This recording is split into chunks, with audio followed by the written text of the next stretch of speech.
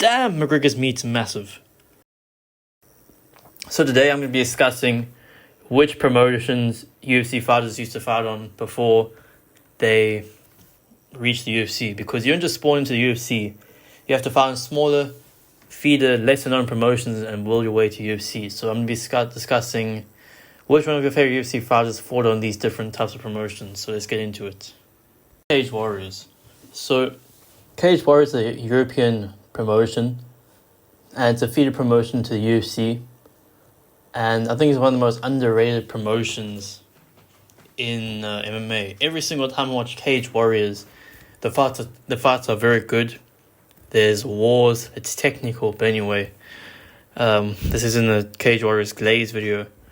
But some of your favorite fighters who fought on Cage Warriors: Conor McGregor. Conor McGregor started his career at Cage Warriors, became a double champ there, and then went on to the UFC.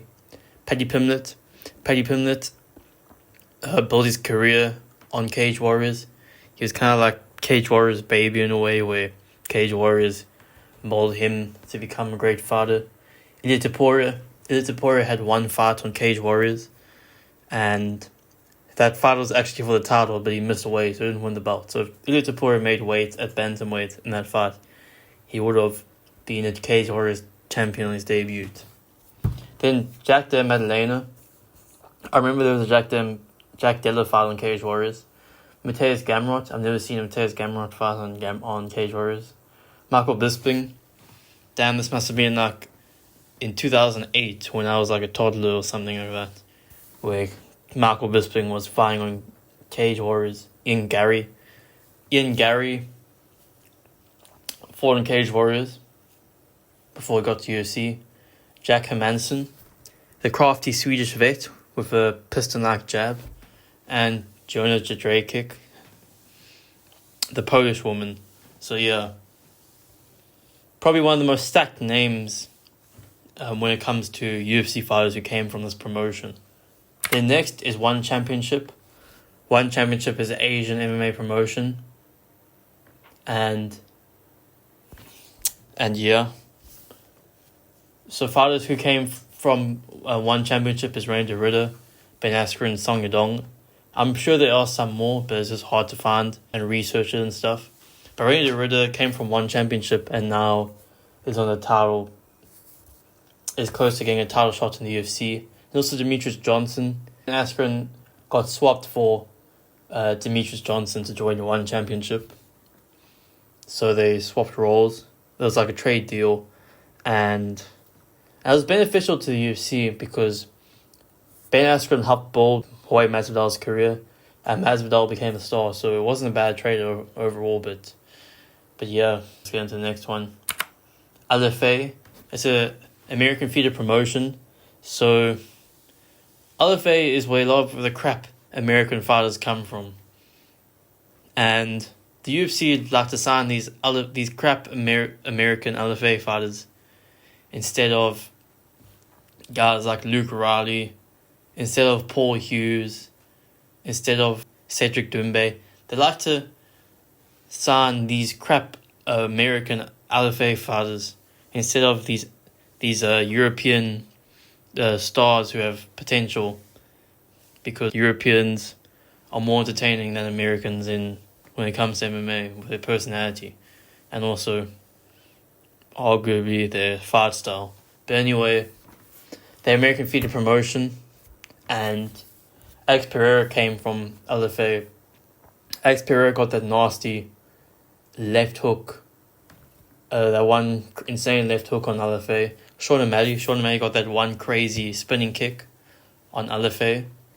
Kamaru Usman, Corey Sandhagen, Brad Moreno, Brian Ortega, Henry Cejudo, Kevin Holland. I think Kevin Holland also fought that fucking black guy, man. Now I can't remember his name. Jeff Neal. Kevin Holland fought Jeff Neal, I think, on LFA. Anthony Hernandez. I think Anthony Hernandez and Brendan Allen fought on LFA as well. So that's actually their rematch on that one UFC fight where Anthony Hernandez won by split decision. Sean Brady was from LFA, which is quite interesting. Brendan Allen as just said, and Gregory Rodriguez. So LFA are pretty stacked. Obviously, American feeder promotion, so a lot of the American guys are going to come from there and stuff. But yeah, if you didn't know, now you know. Then Bellator. Bellator was the UFC's main competitor before the PFL came, and the PFL bought Bellator and bought all their fighters and everything. And Bellator is just the most hateable promotion. I don't know why, Bellator is just hateable.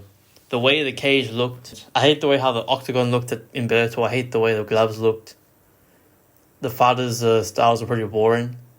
But one thing which is kind of insane is like UFC fans act like a 50th ranked UFC fighter can just become the champion Bellator. Where no, it's a little bit more complicated than that. UFC fighters are better than Bellator fighters, but styles make fights. But it's not like this insane difference where you put like a random UFC fighter in LFA and becomes a 2-division champion. No. You can see from the eye test what is crap and what is good. And some UFC fighters is absolutely terrible and garbage. And some PFL and Bellator fighters are just good.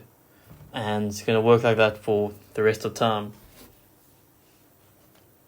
But anyway, I don't know what I was just yapping at that point. Michael Chandler came from Bellator. Had some wars in Bellator. That one fight with Patricia Pitbull, he got knocked out. And know that Eddie Alvarez fight was absolute war. Michael Van Page came from Bellator. A Bellator fighter who came to the UFC and now is looking like the most dangerous striker, but oh no. He's a Bellator fighter. He's obviously just trash. Ben Askren came from Bellator. Aaron Pico, I think he's going to do very well in the UFC because he is a fighter who looks absolutely dangerous. Bilal Muhammad had 2 fights in Bellator. Patricia Pitbull came from Bellator, but has not been doing very well. Well, he won his last fight against Dan Ige, but got scored against Yair Rodriguez. Patchy Mix, Mario Batista's underrated, but kind of disappointed the Bellator fans on that one. Eddie Alvarez had some wars with Michael Chandler on Bellator. Alexander Volkov came from Bellator, and Jorge Masvidal also probably had like 1 or 2 fights on Bellator as well. And there probably are some names I'm missing, but I'm too lazy to further research. I just put in the comments the names. Then Strikeforce. They were an old US promotion which was bought by the UFC, and many legends came from Strikeforce, such as Ronda Rousey, Daniel Cormier, Luke Rockhold, Nate Diaz, Tyron Woodley, Masvidal, and Anthony Smith. Absolute legend, Anthony Smith. The guy's such a good fighter, Anthony Smith. It's actually insane. He's considered a UFC legend. Then KSW. KSW is a Polish MMA promotion, and one thing which is crazy is that to represent your sponsors in the cage, you have to tattoo them or put some marker on your body and stuff and fight with that. And if I was an MMA fighter, I would never do that because that would ruin your aura. I don't think Ilia Topuria would ever want to put some company, for example, say Monkey Ass Corporation. I don't think Ilia Topuria would want to put Monkey Ass Corporation on his body and stuff to represent the company because that it just takes away from his aura and stuff, and it's kind of embarrassing that you had to do that. Write a company's name on your body and stuff, and your knockout's gonna look less cool if Monkey Ass Corporation is on your back, for example. Using an example, even though Monkey Ass Corporation is probably a terrible example to use for a company, but anyway, fighters who came from KSW is Dricus du Plessis.